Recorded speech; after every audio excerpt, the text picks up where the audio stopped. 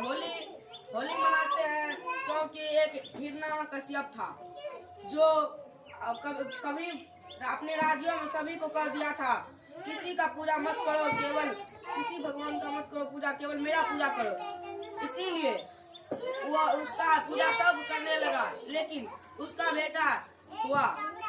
बेटा विष्णु जी का पूजा करने लगा। इसी विष्णु जी का वो हिरण्यकश्यप अपने बेटे को मारना चाहा, इसीलिए हिरण्यकश्यप का बेटे का नाम था प्रहलाद को मारना चाहा, इसीलिए वो ले गया एक घने जंगल में, उसे जाके छोड़ दिया। फिर 2-4 दिन के बाद अपने घर प्रहलाद आ गया।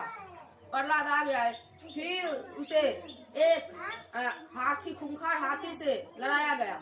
फिर हाथी ने उसे उठाकर अपने सिर पर बैठा लिया। फिर क्या हुआ, फिर एक चिता बनाया गया। हिरण्यकश्यप का बहन का नाम था होलिका, जिसको एक वरदान मिला था। हिरण्यकश्यप ने दिया था एक कफन जो कभी नहीं जलेगी, इसीलिए वो होलिका ओढ़ ली और हिरण्यकश्यप प्रहलाद को गोदी में बैठा लिया।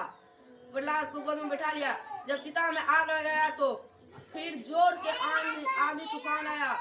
वो कफन जो उड़कर प्रहलाद के शरीर में लपट गया और प्रहलाद बच गया और होलिका मर गई। इसीलिए हम होलिका पर्व मनाते हैं, होलिका दहन हो गई।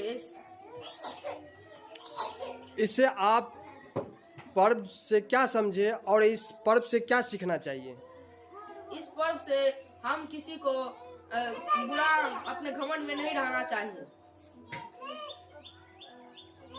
इस पर्व से यही सीख मिला है कि सच्चाई का कभी भी हार नहीं होती है। जो सच्चाई होता है, सच्चाई का जीत होता है।